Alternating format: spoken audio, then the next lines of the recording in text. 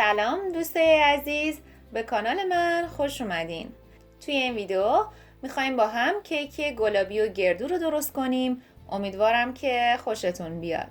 مواد لازم: آرد 2 پیمانه، شکر قهوه‌ای 1 پیمانه، خامه ترش 1 پیمانه، تخم مرغ 2 عدد، روغن مایع 3/4 پیمانه، عصاره وانیل 1 قاشق چایخوری، بیکینگ پودر 1 قاشق چایخوری، گلابی ورقه شده 1 عدد بزرگ و گردوی خرد شده 1 پیمانه. ابتدا تخم مرغ‌ها رو خوب با هم میزنم تا بافتشون یک دست بشه و بعد شکر رو اضافه میکنم. انقدر با هم میزنم تا هیچ حالت گلوله‌ای از شکر نباشه. حالا کم کم روغن رو اضافه کرده و بعد وانیل رو میریزم.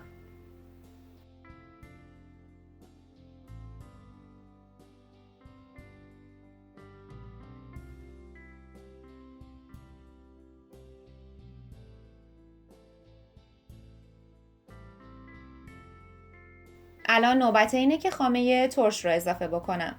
ساور کریم یا خامه ترش باعث میشه که بافت کیک ما بسیار نرم یا به اصطلاح خیس و مویست بمونه و طعم خیلی خوبی به کیک میده. من طرز تهیه خامه ترش خانگی رو هم براتون تهیه کردم و لینک اون رو به این ویدیو پیوست میکنم تا بتونید مشاهده کنید.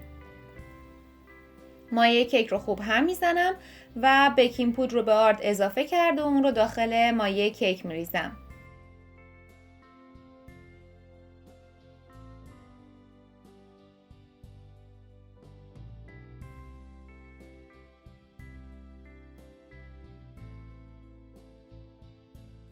در پایان گردوی خرد شده رو اضافه می کنم و مایه کیک رو داخل یک قالب 20 سانتی که از قبل اون رو با یک کاغذ روغنی پوشونده بودم می ریزم.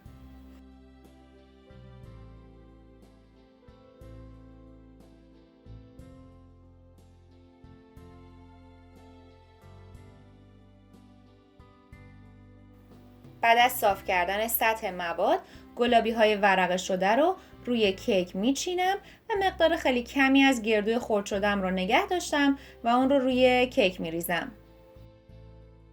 حالا قالب رو به مدت 45 دقیقه داخل فر با دمای 180 درجه سانتیگراد قرار میدم. نکته مهم برای اینکه مطمئن بشید کیک شما حتما پخته این هستش که یک خلال بردارید و در وسط کیک فرو ببرید.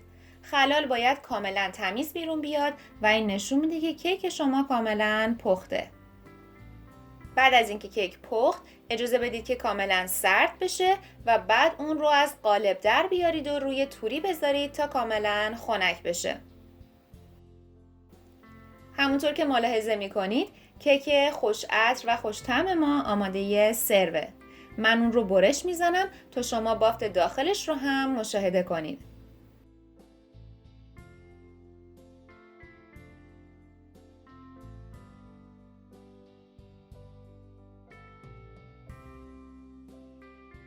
این کیک بسیار خوشمزه است و توصیه میکنم که حتما امتحانش کنید. مطمئن باشید که پشیمون نمیشید. امیدوارم که از این ویدیو هم خوشتون اومده باشه. همچنین خوشحال میشم که این ویدیو رو لایک کنید، با دیگران به اشتراک بذارید و برای دریافت ویدیوهای با کیفیت سابسکرایب کرده و عضو کانال بشید.